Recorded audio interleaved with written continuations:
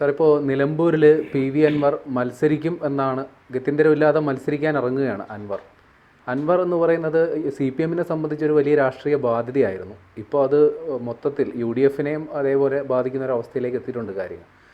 അതായത് KC വേണുഗോപാലിൻ്റെ പ്രീതിപ്പെടുത്തിക്കൊണ്ട് മുന്നണിയിൽ പ്രവേശിപ്പിക്കാമെന്നായിരുന്നു അൻവറിൻ്റെ ഒരു കണക്കുകൂട്ടൽ. മൊത്തം എല്ലാം പാളി. അവസാനം ഇപ്പോൾ രാഷ്ട്രീയ കേരളത്തിൽ തന്നെ ഒരു എന്താ പറയുക, ഒരു അഡ്രസ്സ് ഇല്ലാത്തൊരവസ്ഥയിലേക്കാണോ അൻവർ ഇപ്പോൾ പോകുന്നത്? അൻവറിന് നേരിടുന്ന വലിയൊരു പ്രശ്നം എന്താ വെച്ചിട്ടുണ്ടെങ്കിൽ മുസ്ലിം ലീഗിലേക്ക് അൻവറിന് പ്രവേശനം കിട്ടില്ല. അൻവർ നമ്മൾ പലപ്പോഴും അൻവർ മുസ്ലിമാണെന്ന് പറയും. പക്ഷെ മുസ്ലിമിൽ എല്ലാ മുസ്ലിങ്ങൾക്കും പ്രവേശനമില്ല. കാര്യം ഇപ്പോൾ മുസ്ലിം ലീഗ് എന്ന് പറയുന്ന പ്രസ്ഥാനത്ത് നിന്ന് എടുത്തു നോക്ക്, ആരാ അതിൻ്റെ അധ്യക്ഷൻ? ആരാ? പാണക്കാട് തങ്ങളാണ്. ഈ തങ്ങൾമാർ എത്രയുണ്ട് കേരളത്തിൽ? എത്രയുണ്ട്? 5000 താഴെയുള്ളു. അങ്ങനെ 5000 താഴെയുള്ള ഒരാളുടെ ഒരു നേതൃത്വം തങ്ങൾ വിഭാഗത്തിൽപ്പെട്ട പാണക്കാട് എന്ന് പറയുന്ന വരേണ്യവർഗത്തിൽപ്പെട്ട ആളാണ് ലീഗിൻ്റെ അധ്യക്ഷൻ. ആ സ്ഥലത്ത് അൻവറിന് പ്രവേശനമില്ല. അപ്പോൾ ഈ അൻവർ എന്ന് പറയുന്ന ആൾ എങ്ങനെ ഇടതുപക്ഷത്ത് പോയത്? അതിൻ്റെ ചരിത്രം വളരെ രസകരമായ ചരിത്രമാണ്. ഇപ്പോൾ നിലമ്പൂരിനെ സംബന്ധിച്ച് നിലമ്പൂർ പഴയ കാലത്ത് ആര്യാടനുള്ള സമയത്ത് ലീഗ് എതിരായിരുന്നു. കാരണം ലീഗിനെ ആര്യാടനെ എടുക്കാൻ പറ്റൂല, ഷൗക്കത്തിന് എടുക്കാൻ പറ്റൂല. അങ്ങനെ പലപ്പോഴും പ്രസ്താവനകൾ നടത്തിയിട്ടുമുണ്ട്. അതെ, കാരണം ഇതൊരു ഒരു വരേണ്യവർഗത്തിൻ്റെ പ്രസ്ഥാനമാണ് മുസ്ലിം ലീഗ്. ആ മുസ്ലിം ലീഗിലേക്ക് ഈ പറയുന്ന ആര്യാട് മുഹമ്മദിന് മെമ്പർഷിപ്പ് കിട്ടൂല, ഈ പറയുന്ന അൻവറിനും മെമ്പർഷിപ്പ് കിട്ടില്ല. അവിടെയുള്ളൊക്കെ വരേണ്യവർഗത്തിൽപ്പെട്ടവരാ. അപ്പോൾ വരേണ്യവർഗത്തിലല്ലാത്ത സാധാരണക്കാരായിരിക്കുന്ന, കാരണം അൻവറിൻ്റെ കൂടെയുള്ളവർ ആരൊക്കെയെന്ന് ആലോചിച്ച് നോക്കിയേ. അത് SDPI ആണ്. SDPI എന്ന് പറയുന്നത് ആരാ? ലീഗിൽ പിന്നാക്ക സമുദായത്തിൻ്റെ പാർട്ടിയാണ്. വെൽഫെയർ പാർട്ടി ഉണ്ട്, അതിനും പിന്നോക്ക സമുദായത്തിൽപ്പെട്ടവരാണ്. ഈ പറയുന്ന പ്രസ്ഥാനത്തിലേക്ക് ആരെങ്കിലും അപ്പർ ക്ലാസ് മുസ്ലിം ഉണ്ടോ? ഈ അപ്പർ ക്ലാസ് മുസ്ലിമിന് അവിടെ പ്രവേശനം കിട്ടില്ല. അപ്പോൾ അപ്പർ ക്ലാസ് മുസ്ലിം എന്ന് പറയുന്ന ആളുകൾ അവരാണ് ലീഗിനകത്തുള്ളത്. അവർ ഇപ്പോൾ നേരത്തെ കോൺഗ്രസ് പരിശ്രമിച്ച് 2 തരത്തിലാണ്. അൻവറിനെ പിടിച്ചിട്ട് പിന്നോക്ക സമുദായത്തിൻ്റെ വോട്ട് പിടിക്കുക, ഇയാളെ പിടിച്ചുകൊണ്ട് മുന്നോക്ക സമുദായത്തിൻ്റെ ലീഗിനെ പിടിച്ചുകൊണ്ട് പിടിക്കുക, മുഴുവൻ മുസ്ലിം സമുദായത്തിൻ്റെ വോട്ട് പിടിക്കുക, പ്ലസ് കോൺഗ്രസിൻ്റെ വോട്ട് നേടുക, എല്ലാം കൂടി ചേരുന്ന സമയത്ത് ജയിക്കാൻ സാധിക്കുന്ന വിചാരിച്ചത്. അതിനാണ് വലിയ താളപ്പിഴ സംഭവിച്ചിട്ടുണ്ട്. കാരണം നേരത്തെ ഇതിനകത്ത് വ്യക്തിപരമായിട്ട് പ്രതിപക്ഷ നേതാവിൻ്റെ KC വേണുഗോപാലിൻ്റെ പ്രശ്നമായിട്ട് എനിക്ക് തോന്നിയിട്ടില്ല. മറിച്ച് അൻവർ എന്ന് പറയുന്ന പ്രതിനിധാനം ചെയ്യുന്നത് മുസ്ലിം സമുദായത്തിലെ പിന്നാക്ക വിഭാഗത്തെയാണ്. അതുകൊണ്ടാണ് അദ്ദേഹത്തിൻ്റെ ഭാഷയ്ക്ക് ഒരു വ്യത്യാസമുണ്ട്. അദ്ദേഹത്തിൻ്റെ കടുത്ത ഭാഷകൾ ഉപയോഗിക്കുന്നതാണ്. ഒരു സമയത്ത് അങ്ങനെ CPM-നെ പ്രകീർത്തിച്ച് സംസാരിച്ചിരുന്നു. പിന്നെ അങ്ങനെ CPM-നെ കൈയൊഴിഞ്ഞു. പിണറായിയുടെ വലിയ ഭക്തനായിരുന്നു, പിണറായി കൈയൊഴിഞ്ഞു.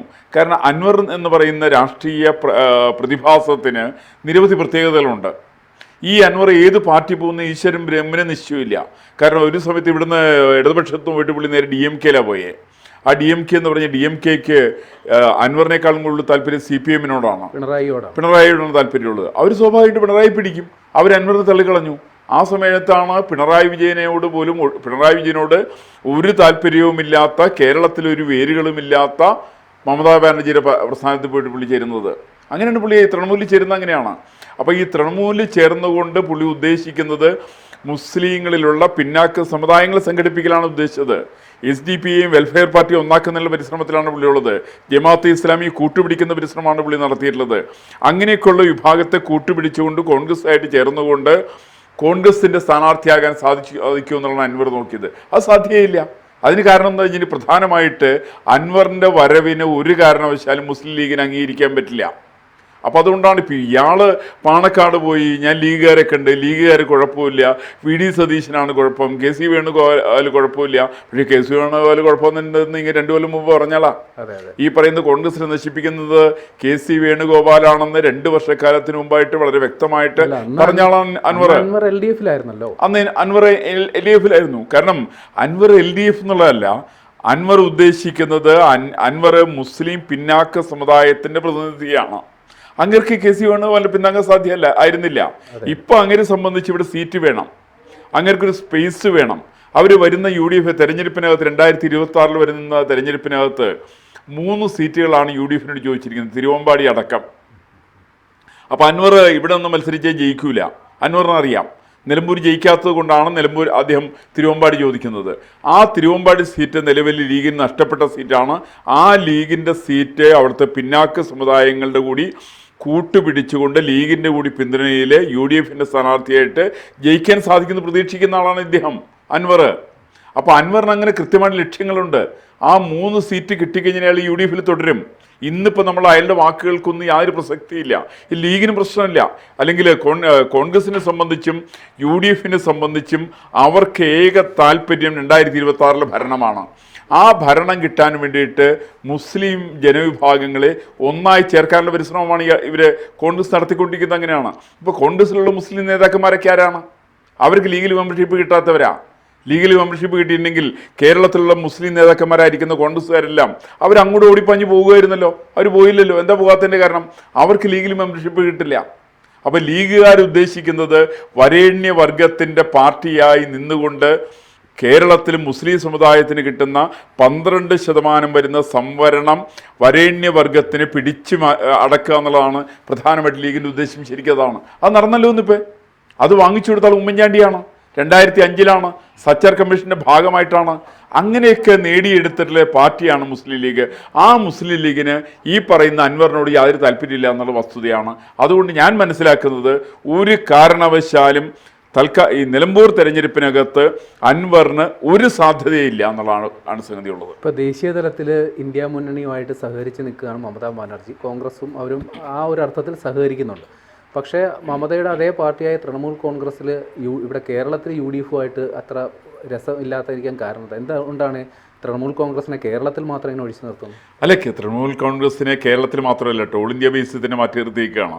കാരണം തൃണമൂൽ കോൺഗ്രസ് ഇവരെ മാറ്റി നിർത്തിക്കുക എന്ന് പറയുന്നത് ശരി. കാരണം ബംഗാളിലെ തൃണമൂൽ കോൺഗ്രസ്സാണ് പ്രധാനപ്പെട്ട ശക്തി. ഞങ്ങൾക്ക് കോൺഗ്രസിൻ്റെ ആവശ്യമില്ല, ഞങ്ങൾക്ക് കമ്മ്യൂണിസ്റ്റ് പാർട്ടിയുടെ ആവശ്യമില്ല. ഈ രണ്ടുപേരും പടിപ്പുരയ്ക്ക് പുറത്തു നിർത്തിയിരിക്കുന്ന ആളുകളാണ് തൃണമൂൽ കോൺഗ്രസും മമതാ ബാനർജിയും. അങ്ങനെയുള്ള പുറത്ത് നിന്നിട്ട് കൂവുന്ന ആ പാർട്ടിയിലേക്കാണ് അൻവർ കയറിപ്പോയെന്നുള്ളതാണ് അർത്ഥം. അതുകൊണ്ട് അൻവറിന് അവിടെ ബംഗാളിൽ പോയാലും ഡൽഹി പോയാലും ഇവിടെ പോയാലും എവിടെ പോയാലും ഒരു സ്ഥലത്തും സ്പേസ് ഇല്ലാത്തൊരു അനാഥ പ്രേതമായിട്ട് കേരള രാഷ്ട്രീയം കണ്ടിട്ടുള്ള അനാഥ പ്രേതമാണ് അൻവർ എന്ന് പറയുന്നത്. അൻവർ അങ്ങനെ നടന്നുകൊണ്ടിരിക്കുകയാണത്. കാരണം അൻവർ പ്രതിനിധാനം ചെയ്യുന്ന നേരത്തെ സൂചിപ്പിച്ച പോലെയുള്ള അയാൾ ടാർഗറ്റ് ചെയ്യുന്ന പിന്നാക്ക വിഭാഗത്തെയാണ്. ആ പിന്നാക്ക വിഭാഗത്തെ കൂട്ടാൻ വേണ്ടി ലീഗ് തയ്യാറില്ല. ആ ലീഗ് തയ്യാറില്ലാത്തതുകൊണ്ട് സ്വാഭാവികമായിട്ട് കോൺഗ്രസ്സുകാർ തയ്യാറില്ല. ഇപ്പം നമ്മളൊന്ന് ആലോചിച്ച് നോക്കിയാൽ കോൺഗ്രസ്സിൽ ആദ്യം പ്രതികരിച്ച ആരാ? പ്രതിപക്ഷ നേതാവാണ്. പ്രതിപക്ഷ നേതാവിൻ്റെ ഭാഷയും അദ്ദേഹത്തിൻ്റെ ബോഡി ലാംഗ്വേജ് ഒന്ന് പരിശോധിച്ച് നോക്ക്. അൻവറിനെ നികൃഷ്ടമായിട്ട് തള്ളിക്കളയുന്ന രീതിയിലായിരുന്നു. എന്താ തള്ളിക്കളയാൻ കാരണം? എന്താ? ലീഗിന് ഇഷ്ടമല്ല എന്നുള്ളൊരു ബോധ്യം വന്നുകൊണ്ടാണ്.